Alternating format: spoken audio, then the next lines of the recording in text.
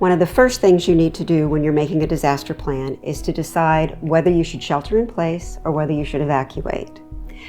Jessica, what advice do you have for how to decide whether to evacuate?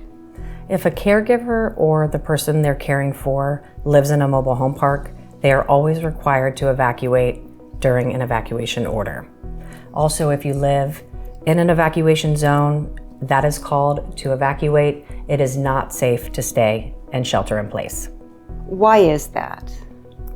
Again, evacuation zones are based on storm surge models. That means that storm surge is expected to affect that area and affect your property, and it's not safe to stay in your home. If someone needs to go to a shelter, what is your advice about how they can decide where to go?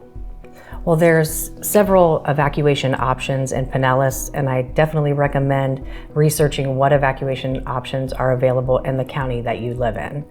For Pinellas, for example, you can evacuate to a host home, which is the recommended option for evacuation. It's a safe place, the home of a friend or family member, somebody from your faith-based organization or another organization that you're involved in. It's going to be the most comfortable to ride out the storm, and especially if you're dealing with somebody in a high anxiety situation, it will really bring that comfort level. If you don't have access to that resource, you can look at going to an Airbnb or a motel or a hotel, and there are resources through your county website to find out what options are available during evacuations. If you don't have access to any of that, please do not stay.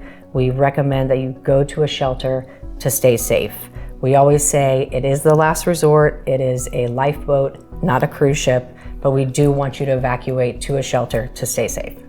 Jessica, what other things do you think people need to know about going to a shelter?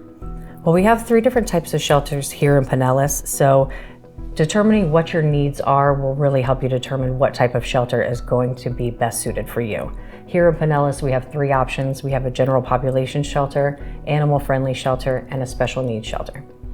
And what if you have a pet? What can you do, and what do you need to know about going to a shelter with your pet, if that's even possible? So that would be our animal-friendly shelter options, and just like we discussed earlier with preparing your kit, your pet also has a Pet Go kit, and those items need to be remembered when you're making that disaster plan.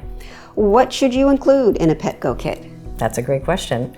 So you want the animal to be comfortable, just like we want to be comfortable when we're evacuating. So food, leash, bowls, also treats, their special toy or blanket, anything that will make them feel comfortable. But most importantly, having a copy of their county license, immunization records, and their microchip information updated is the most important thing.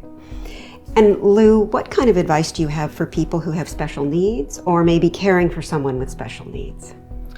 Sure. So it's important that anyone who has any needs, such as ambulating, walking, self-care, that are electrically dependent on oxygen or other medical equipment, that they register for the special needs by accessing the registry.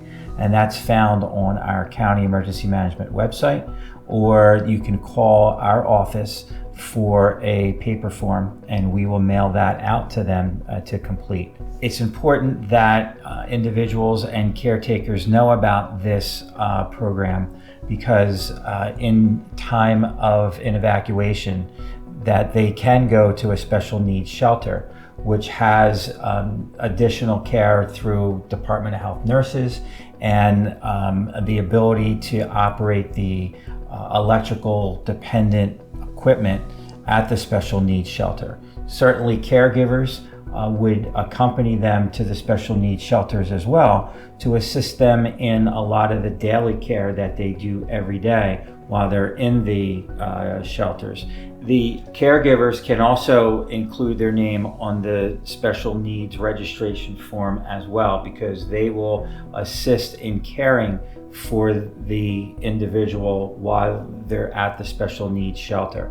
It's also important in preparation to go to a special needs shelter is that all of your medications are with you. If you're on oxygen, that oxygen must come with you as well. And if you have medication that requires refrigeration, that falls into the special needs category for special needs sheltering. And if you don't live in Pinellas County, does every county have at least one special needs shelter? And how might someone find out about that if they're in a different part of Florida? Sure. So it's important that they reach out to their emergency management office where they reside, or the county emergency management office to find out that information. And every county in Florida has an emergency management office? Yes. Lou, what do you advise about transportation to a shelter and registering for a shelter? Sure. Transportation to a shelter can be completed in two ways. One, the individual themselves or a family or a friend can transport the special needs individual to a shelter during the evacuation order. Or if the individual is unable to transport themselves or doesn't have the ability for transportation, they can register in advance in the special needs registry, and then scheduled transportation would occur to pick them up at their residence and take them to the special needs shelter.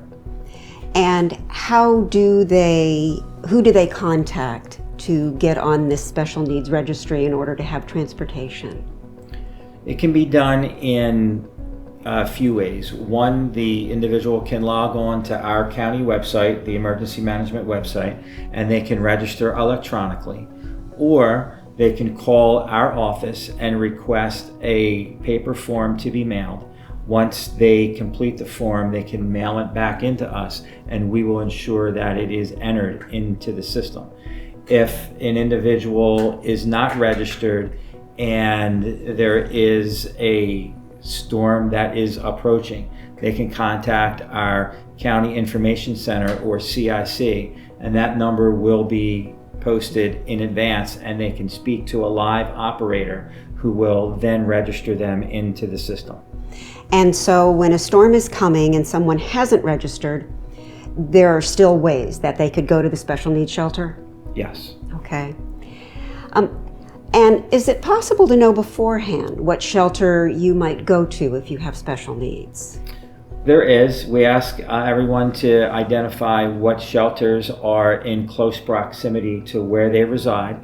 However, every storm and every emergency is different, so every shelter might not be open.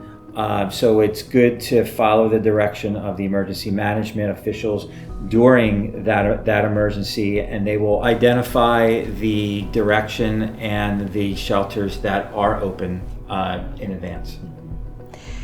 Thank you very much. And we have some information for you now about how to find out where the shelters are and who to call when an emergency happens.